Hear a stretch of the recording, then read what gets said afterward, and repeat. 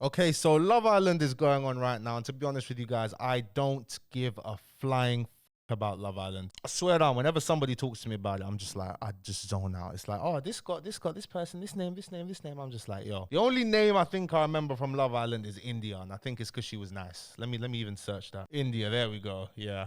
Cosmetic work for what? Oh yeah, but this is a very serious video. As you guys can tell by the title, today we're going to be talking about the dark side of Love Island, which is 3 people who were a part of the show that decided to take their lives after their mental health took a turn for the worse. Each situation is different, and we're gonna go over each situation just to bring awareness to this, because you need to remember, when you go on this Love Island show, it's like you go from being a normal person to having all of this fame overnight. As soon as they air you on the show, you're a celebrity now. And I can tell you guys, like, dealing with a bunch of people criticizing you when they don't know the real you. Like, people say hurtful things because you're a celebrity, you're on TV. They don't humanize you. You're just something they can judge. You're just a character on TV. So that can be a lot for people to take, and it can really it's draining. You know what I mean? It's very draining. And also, you might do something like get caught drink driving, or I don't get caught drink driving, or someone might photograph you billing a zoo or something, doing something that you just do, and next thing you know, it's news the next day, and there's people commenting about you, talking about you. That can be draining as hell. You can only imagine how draining that is. And on top of that as well, you can get onto that show, you can maybe get kicked off early, or maybe you leave the show, you get your brand deal, and after a year, that's it. You know what I mean? They don't want to renew nothing, and you start going broke, and you're still a celebrity.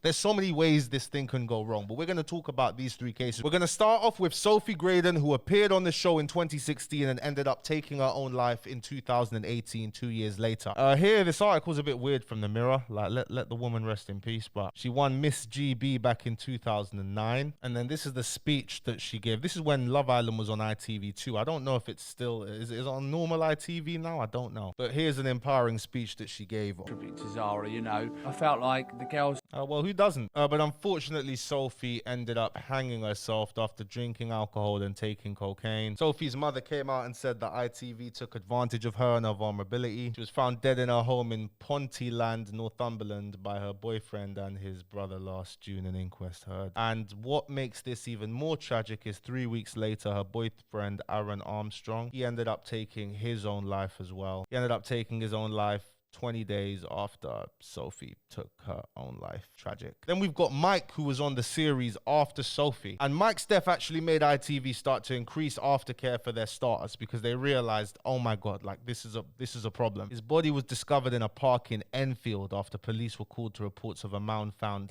hanged. A coroner ruled his death was suicide. The court heard that a number of notes addressed to his family were found by police at the back of a notebook. His family confirmed the contents of these letters and showed his intention to end his life. He took his own life after his grandmother, who he lived with in order to care for her, died just 2 days earlier, while his best friend, Danny Cutts, passed away on Christmas Eve. Oh my God. There was an outpouring of tributes following his death, with Love Island presenter Caroline Flack calling Mike a total gentleman. And you know what makes this even more sad? On the 15th of February 2020, Caroline Flack also took her own life, and she was the Love Island presenter. And I'll say this about Mike, like him, he lost his friend and he also lost his grandma very close to each other, yeah. But when I lost my grandmother, bro, that is the only time I've really just not cared about life. Like, we went to Grenada. I went to Grenada with my whole family, like, and we buried her in Carriacou. And then after all my family went back, I just went to America for like a month and a half. Just went on a bender, went on an absolute bender, and it was fun. Don't get it twisted, but I was just living life as if like I didn't care. Like, anything I was doing, like I just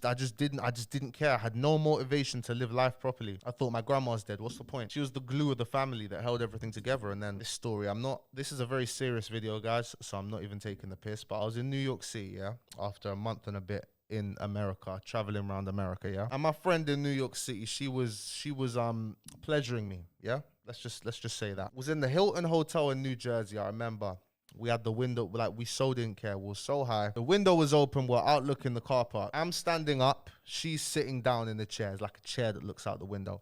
I'm standing up, she's sitting down, and she's pleasuring me, okay? I'm smoking a zoot at the same time, making sure it's not, you know, getting to in the hotel, getting out the window. And I swear to God, while that was happening, like, Lord, strike me if I'm lying, yeah? God saved me. God just saved me. It's like I just snapped back into it. It's like I was ready to just rub out and just not care about life anymore. But God just saved me. God just saved me. There's not really much other way I can describe that feeling. Like God literally just saved me in that moment. It's like when I snapped back into it. So Mike, I understand where you're coming from with, you know, like with your grandma passing away, bro. It's like the worst feeling ever. Now, Caroline Flack was a multi-millionaire and she was a host of X Factor as well previously. The moment Caroline Flack was arrested for assault after fight with her boyfriend Lewis Burton that left her with a cut hand and blood smeared on the door. Now, after this news story went off and people were criticizing her, and the Metropolitan Police decided to charge her, and in April 2024 the Met Police were re-examining the decision, like why they decided to charge her. She was fearing her career's over, she's gonna lose everything, you know. Can't imagine the anxiety, the stress, and of course as well, like any move, everything you do is gonna be published by these newspapers that don't treat you like a human being, that are just gonna want to paint, like, it's just hell. But days before she had her first court appearance, she ended up killing herself. And Caroline Flack, she hung herself. And it's like, bro, I just think about how like mentally down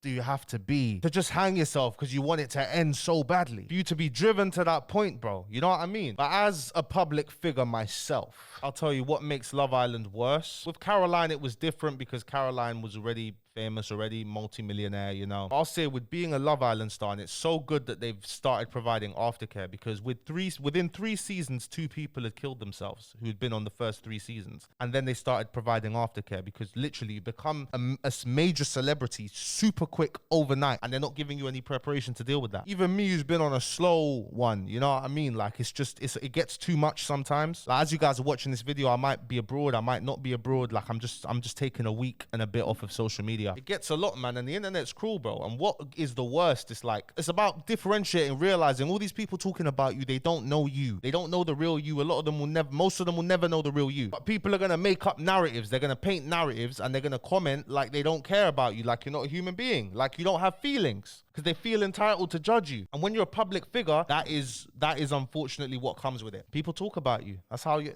know what I mean? But anyway, guys, that is the dark side of Love Island. Let me know what you guys think in the comment section below. And also, if you are ever on the brink of suicide, bro, send me a message, and please be serious. Like, don't joke about this thing. If you are seriously feeling suicidal and I check my messages and I see that message, bro, like, I will speak to you, bro, because there's, like, you're not doing that. Like seriously, you're like, if you're feeling that way, you're not fucking doing that. There's so much you can do in life. There's so much for you in life. Like, when things are low, bro, when you feel like things are bad, things get better. Trust me, trust me, trust me, trust me, trust me.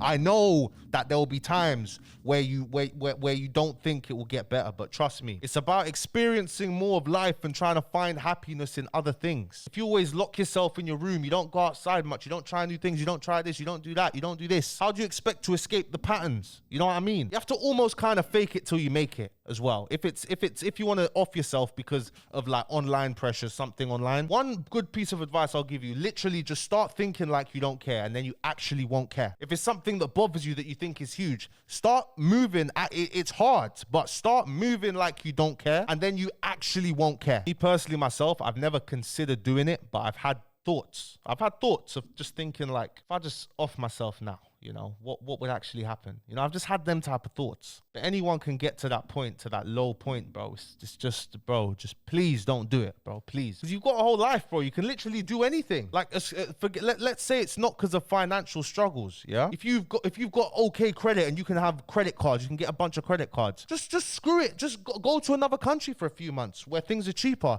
and just go live there. You know what I'm saying? There's a lot of people who live in places like Thailand and things like that who have done that. They've been on the brink of suicide and they've gone there and they found a new version of themselves. There's so many other things you could do apart from off yourself, bro. Just consider your options. But anyway, guys, thank you so much for watching this video. Please leave a like if you did enjoy. Subscribe to the channel if you're new. And yeah, rest in peace to these three. Yeah.